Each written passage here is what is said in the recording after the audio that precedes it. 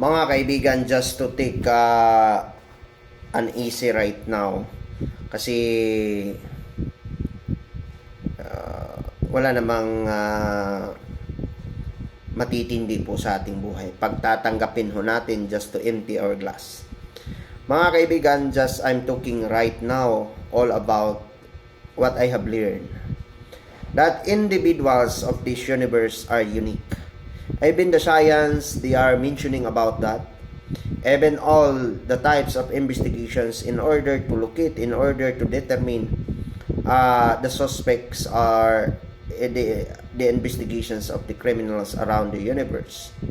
There is an only a blessing that individuals, there is a uniqueness. Under of this, mga kaibigan, we are going to determine and to establish, like for example, under of these investigations by the criminals, to investigate the criminals, and they are used by the court and the judges of the court in order to determine that these criminals are committing a crime. So that's why, so there is a lot of peoples around the universe to understand about this. We have an unique, because ang sabi po ng Diyos, they are written in the Bible for how many long years ago, but ang tao, bago lang niya ito natutuklasan, mga kaibigan. But the fingerprint mga kaibigan, is the determining that individuals is unique. The first thing to do, mga kaibigan, is the fingerprint. They are written in the Bible, or who are wrote in the Bible, mga kaibigan. And also the eye scanner, how the gods is powerful among all that, mga kaibigan. But ito po'y mababasa natin, itong fingerprint ay nasusulat po sa Biblia. Kahit naman hindi kayo pumapasok, kahit naman sasabihin ng ibang tao dyan, yung taong yan hindi pumapasok sa simbahan, yung taong yan ay pumapasok sa ganong-ganong uri ng mga pagsasamba. Unless, buhay ho tayo, ginawa ho tayo ng Diyos. Papayag ba ho tayo doon? Kasi may mga maraming tao, pag hindi kayo sasali sa amin, sasanib sa amin, hindi kayo maliligtas. Kami lang yung maliligtas sa buong mundo. Kayon po ang sinasabi ng iba. Kami lang po ang sumusunod sa utos ng Diyos. Yan po ang sinasabi nila. Totoo ba ho yun? Hindi pa po ako nakakita ng ganun. Pero, individuals is unique. Ang lahat po ay ginagawa ng Diyos. At ito po'y nakasulat sa Biblia, kahit basahin ho ninyo. Nasa Job, chapter 37, verse 7, na tinatakan ng Diyos po ang bawat isa sa atin bilang palatandaan na tayo po'y ginawa ng Diyos. Yan ho, mga kaibigan. Kahit sabihin natin, hindi pumapasok, walang simbahan ng taong yan. Unless buhay ho tayo.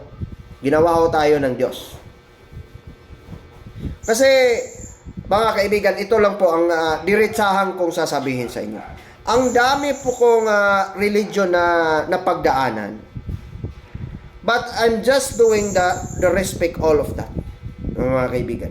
Kasi pag wala ho tayong respeto, kasi tao po yung nasa loob. Tao po yung nasa loob, kahit itiesta man yan, or ano man yung sinasabi nila, na hindi sila sumasamba sa Diyos na gumagawa at lumalalang ng sanlibutang ito. Rirespetuhin natin sila. That is the basing of their opinions. Pag sasabihin na tayo ay maliligtas, that is the selflessness. Selfish ho tayo doon, mga kaibigan. Isa lang ang masasabi ko, walang religion na makapagliligtas sa atin. Yan lang po, mga kaibigan.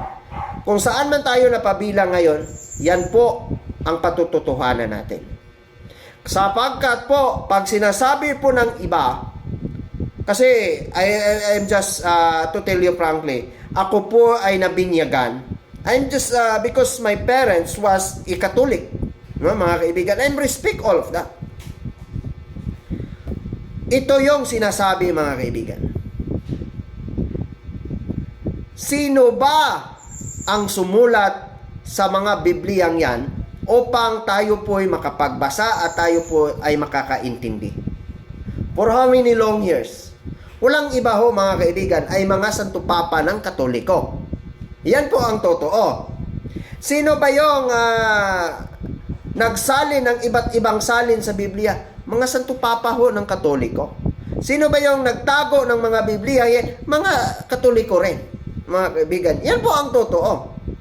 Tayo lang ho ay nagbabasa. The first established and circulated Bible around the world, it's called Igis Gutenberg's Bible because Henry Gutenberg was the first to create a printing machine.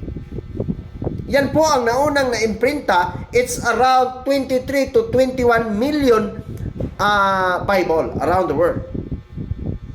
Baka hindi niyo yan alam. Kasi may mga tao pong they are going to be pretend na sila lang po yung maliligtas. Na sila po na-i-establish. Mas nauna pa yung Colgate, mas nauna pa yung Ajinomoto sa kanila. Ganun ho mga kaibigan.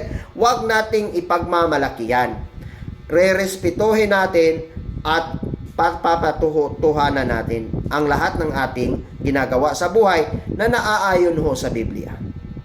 Ganun ho mga kaibigan. Kasi ang Biblia ho, marami pong nakasulat doon. There is the lockings of the books of the Bible. It's around 12 books of the Bible ang nawawala, mga kaibigan, na hindi po na naisasalin ngayon. Baka hindi niyo yan alam. At may mga Bible ho, may pinakamabigat at pinakamalaking Bible sa buong mundo na ito po'y sinasalin ni King James. It's around 1,500 to 600 kilos, mga kaibigan. No? Did you know that? Ang lalaki po yung Bible na yan. Baka hindi nyo alam. Kaya huwag kayong magmamagaling-magaling dyan. Na kayo lang maliligtas, sila lang yung maliligtas, tayo lang maliligtas. No! There is God.